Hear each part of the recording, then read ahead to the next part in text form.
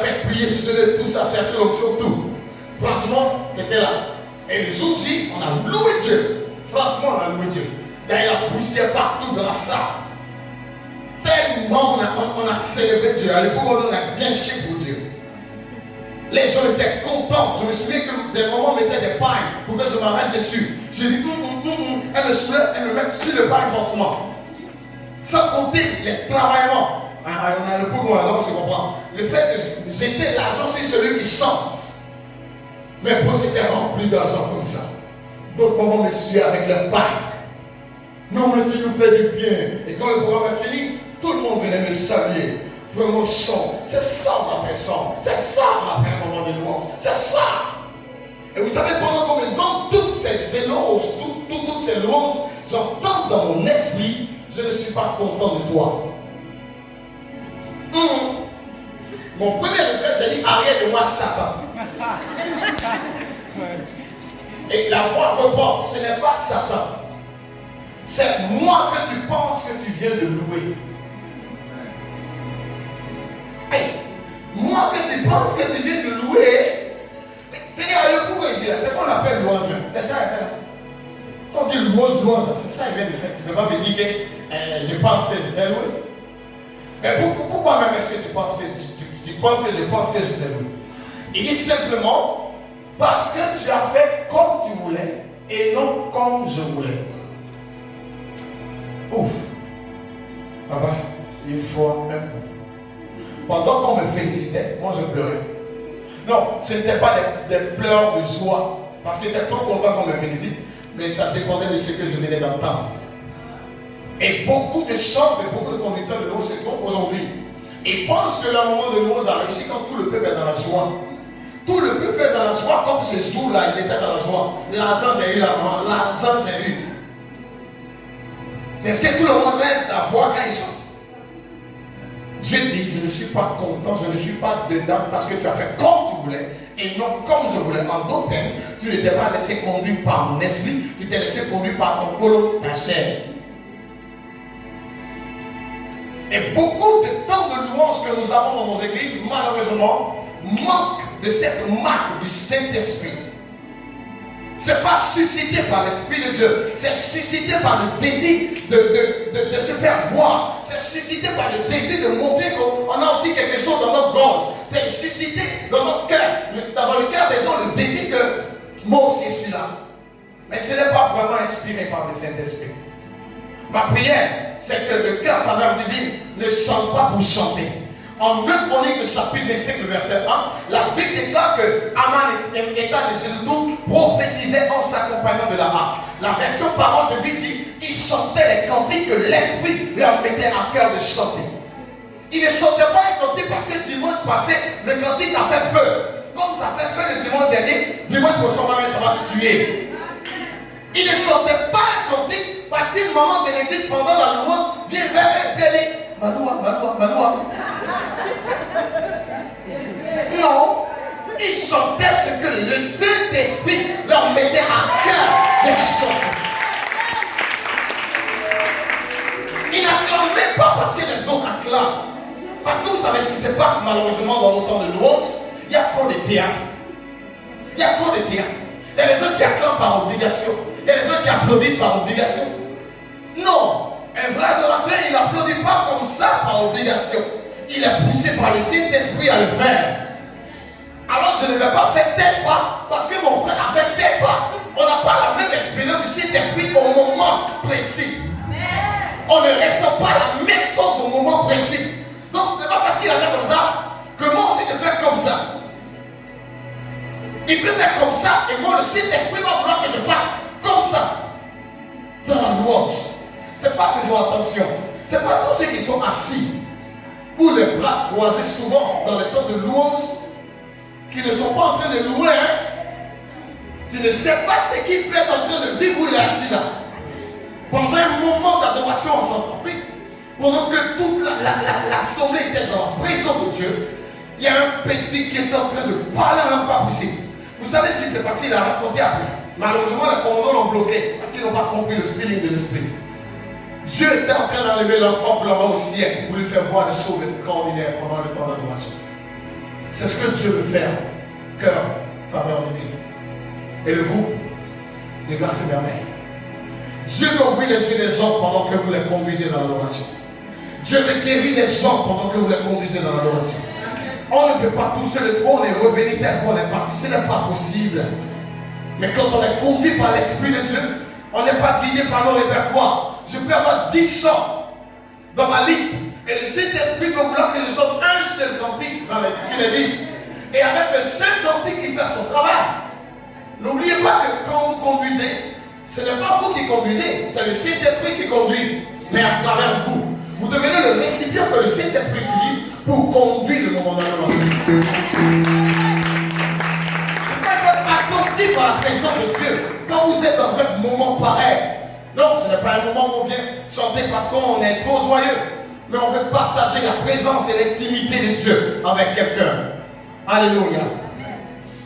Ils sont guidés par le Saint-Esprit. Et la version par NIV dit, ils adorent étant conduits par le Saint-Esprit.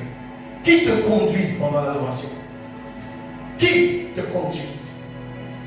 Est-ce le désir de te faire voir? Je vais leur montrer que moi aussi dans ma gorge il y a quelque chose. Elle pense que c'est elle qui s'en va. On dit mon programme actuel.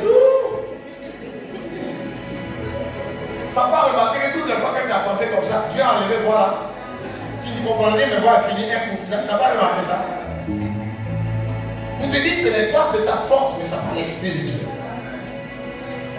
Et 1 Corinthiens, le chapitre 12, le verset 3, déclare qu'on ne peut pas adorer Dieu si ce n'est par le Saint-Esprit. 1 Corinthiens 12, verset 3. Ce n'est pas possible d'adorer Dieu si ce n'est pas par le Saint-Esprit. Mais le Saint-Esprit, nous l'obtenons comment? Le Saint-Esprit, c'est un don. C'est une personne que Jésus nous donne lorsqu'on le reçoit dans notre vie comme Seigneur et Sauveur personnel.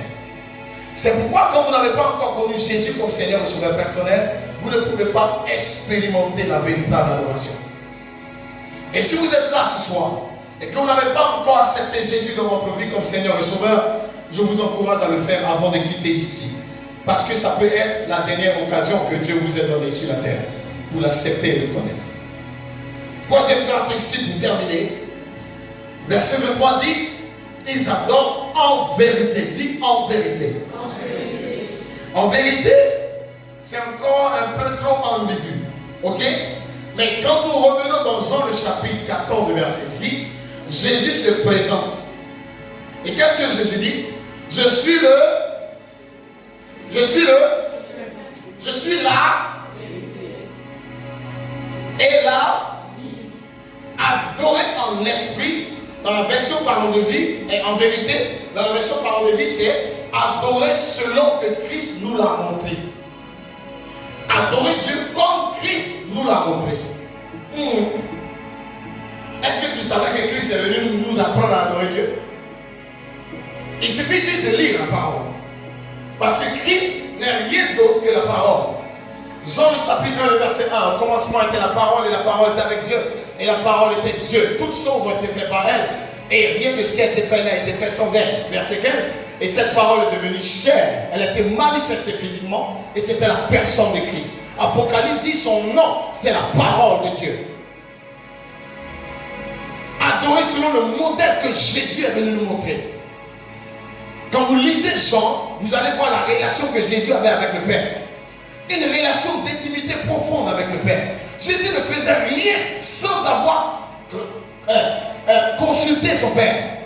Chaque soir, au moment où les gens s'en vont, lui se retire sur la montagne. Il passe souvent des nuits dans la présence de Dieu. Avant de faire quoi que ce soit, il se connectait au Père. Parce qu'en fait, Jésus avait compris que sa source, c'était le Père. Et qu'il ne pouvait rien faire sans lui. Adorer en vérité, c'est adorer de manière conforme à la parole de Dieu. C'est adorer selon la vérité que la parole de Dieu nous enseigne. Les vrais adorateurs n'adorent pas comme ils le pensent, ou comme les gens pensent, ou comme les gens ont toujours adoré. L'adoration n'est pas une question de coutume ou de tradition. Ce n'est pas parce que tout le monde est procédé que je me procède. Je ne sais pas qu'est-ce qu'il a ressenti en ce moment par l'esprit où il s'est procédé. Ok? Et beaucoup font du théâtre comme ça, dans la présence de Dieu. Parce qu'il a vu son voisin, il ne faut pas avoir des yeux pareils. Non seulement elle doit être inspirée par le Saint-Esprit, mais elle doit être aussi conforme au modèle de Christ. Alléluia. Et dans l'ancienne alliance, Dieu avait déjà montré le modèle à Moïse. Quand il est monté sur la montagne, Dieu a demandé à Moïse de bâtir un tabernacle. Depuis ce jour-là, Dieu avait donné un modèle pour l'adoration. Mais remarquez bien que chaque élément du tabernacle fait référence à qui? À Jésus. Chaque élément fait référence à Christ. En d'autres termes, le modèle que Dieu nous donne pour la vraie adoration, c'est la personne de Jésus de Nazareth. Je suis un vrai adorateur quand j'adore comme Christ lui-même a adoré quand il était sur la terre. Et comment le savoir? Il faut plonger le regard dans la parole de Dieu. Il faut plonger le regard. Il faut étudier la vie de Jésus.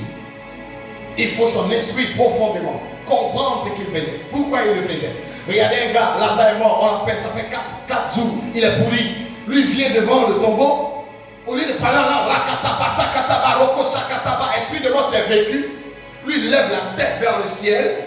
Il dit, Père, je te rends grâce de ce que tu m'as toujours exaucé. Pour moi, je sais que tu m'exauces toujours. Mais, je parle à cause de ceux qui sont là. Afin qu'ils sachent que c'est toi qui m'as envoyé. Il a juste fini de dire ça. Il n'a pas besoin de dire, esprit de mort, je te lis, je t'écrase, je te bombarde, bombarde, bombarde. Non. Lazare sort. Cette seule phrase a suffi pour que le mort se lève de là où il était couché et qu'il fasse dehors. Un vrai adorateur n'est perturbé par aucune situation de la vie. Il a tellement confiance en celui qu'il adore qu'il ne peut douter en aucun instant de son intervention, quelle que soit la gravité de la situation. Mais nous avons des séries et des pseudo-adorateurs, ce qui fait qu'il y a beaucoup de peur, beaucoup de tremblements devant certaines situations que nous vivons. Alléluia. Durant tout son séjour sur la terre, Jésus était venu nous montrer comment rentrer en contact avec le Père, comment toucher le cœur du Père, comment adorer le Père. Et nous devons redécouvrir cela et nous lancer dans ce sens. C'est à ce moment que nous devenons de véritables adorateurs. Parce que je peux venir à l'église sans être forcément un véritable adorateur. Je peux chanter très bien sans être pourtant un vrai adorateur.